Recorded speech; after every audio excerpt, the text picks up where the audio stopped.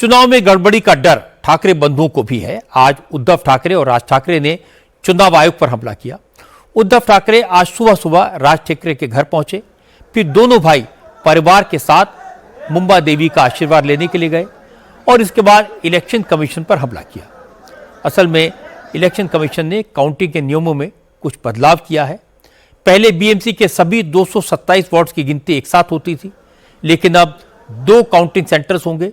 दोनों में 24-24 वोट के वोटों की गिनती शुरू होगी।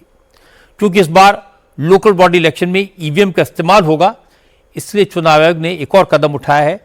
अगर काउंटिंग के दौरान किसी ईवीएम में कोई टेक्निकल ग्लिच आता है तो काउंटिंग की करने के लिए PADU मशीन का सहारा लिया जाएगा। देश में चुनाव के इतिहास में यह पहला मौका है जब इस मशीन को काउंटिंग सेंटर में रखा जाएगा। इस मशीन का नाम है printing auxiliary display unit. Election commission के मुताबिक यह मशीन ईवीएम से जोड़ी जाएगी। इस सिस्टम से कंट्रोल यूनिट और बैलेट यूनिट को जोड़ने के आदेश जारी किए गए हैं। अगर कंट्रोल यूनिट का डिस्प्ले अचानक बंद हो जाता है तो यह मशीन काम करेगी। लेकिन राज ठाकरे को इसमें चुनाव आयोग की साजिश नजर आई। उन्होंने कहा अगर चुनाव आयोग को नई मशीन जोड़नी थी तो राजनीतिक दलों को इसके बारे में पहले बताना चाहिए था, लेकिन ऐसा नहीं किया गया। इससे लग रहा है कि दाल में कुछ काला है। अजून एक दूसरी गोष्ट आता त्यांनी एक चुनाव आयोग ने नया ऐलान किया है। अब वो PADU नाम की मशीन लाए हैं।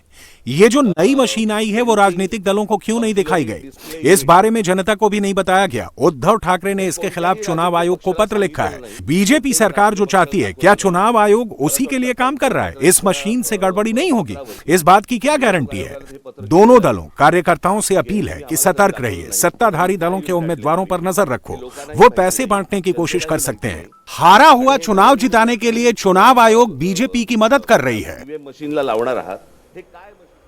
वोटिंग से पहले ठाकरे ब्रदर्स टेंशन में है, लेकिन देवेंद्र फडणवीस निश्चिंत नजर आ रहे हैं।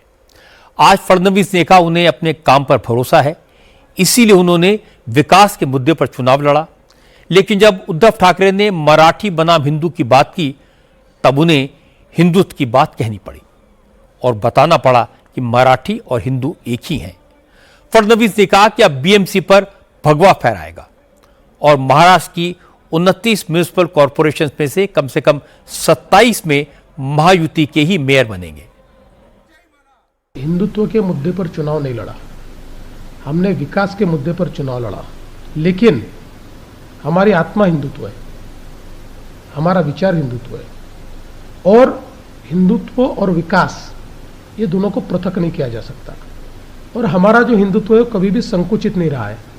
पूजा पद्धति पर आधारित हिंदुत्व हमने नहीं कहा।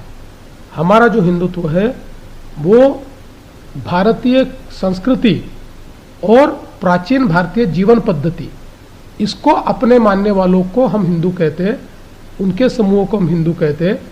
इसलिए जो भी इसको मानते हैं उसको हम साथ में लेकर चलना चाहते हैं।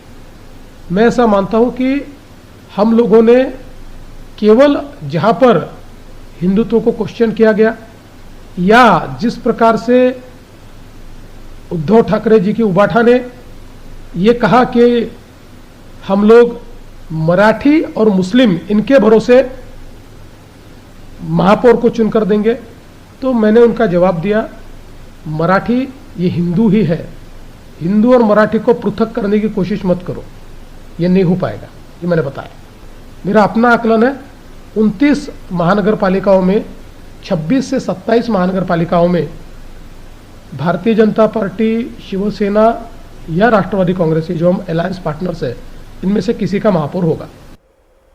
क्योंकि महानगर पालिकाओं के चुनाव में महायुति बिखर गई है, बीजेपी, एकनाथ शिंदे की शिवसेना और अजीत पवार की एनसीपी कई जगह आमने सामने है। इस पर देवेंद्र फडणवीस ने कहा कि लोकल बॉडी इलेक्शन है, इसलिए हर पार्टी की मजबूरी होती है। फिर भी महायुति के नेताओं ने एक दूसरे के खिलाफ बयानबाजी नहीं की। क्योंकि अजीत पवार ने पुणे में बीजेपी पर करप्शन के इल्जाम लगाए थे, इसलिए देवेंद्र फडणवीस ने कहा अजीत दादा 1-2 बार बहक गए, लेकिन 16 जनवरी के बाद सब ठीक हो जाएगा। कोई कंफ्यूजन नहीं है, कोई खींचतान भी नहीं है।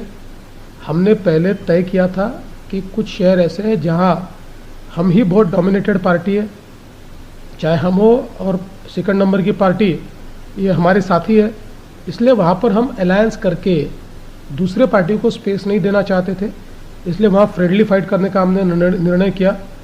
महाराष्ट्र में केवल पूना में ऐसा हुआ है, पूना और पिंपरी चिंचवड़ में, कि जहाँ पर जो हमने पहले तय किया था कि फ्रेंडली फाइट में एक दूसरे के खिलाफ नहीं बोलेंगे, छीटाकशी नहीं करेंगे, लेकिन शायद चुनाव के प्रेशर में अजीत दादा ने पूना और पिंपरी चिंचवड़ में हमारे ऊपर छीटाकशी की, हमारे ऊपर उन्होंने कई बातें कही, लेकिन उसका जवाब हमने विकास से दिया।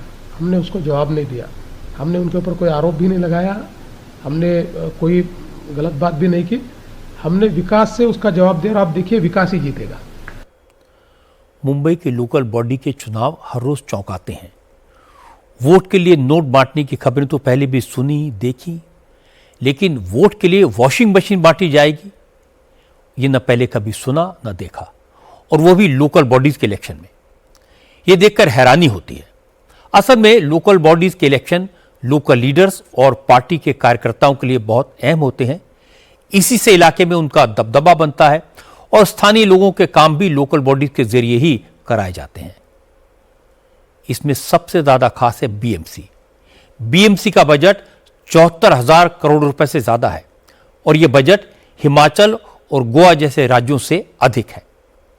मुंबई के विकास में बीएमसी की बड़ी भूमिका है, इसलिए एक तरफ देवेंद्र फडणवीस और दूसरी तरफ ठाकरे बंधुओं ने पूरी ताकत लगाई। लोकल चुनावों की वजह से आपस में साथ काम करने वाली पार्टियों के कार्यकर्ता भी टकराए, लेकिन बड़े नेताओं को इसकी ज्यादा चिंता नहीं है। वो समझते हैं कि चुनाव खत्म होगा तो ये झगड़े भी अपने आप खत्म हो जाएंगे।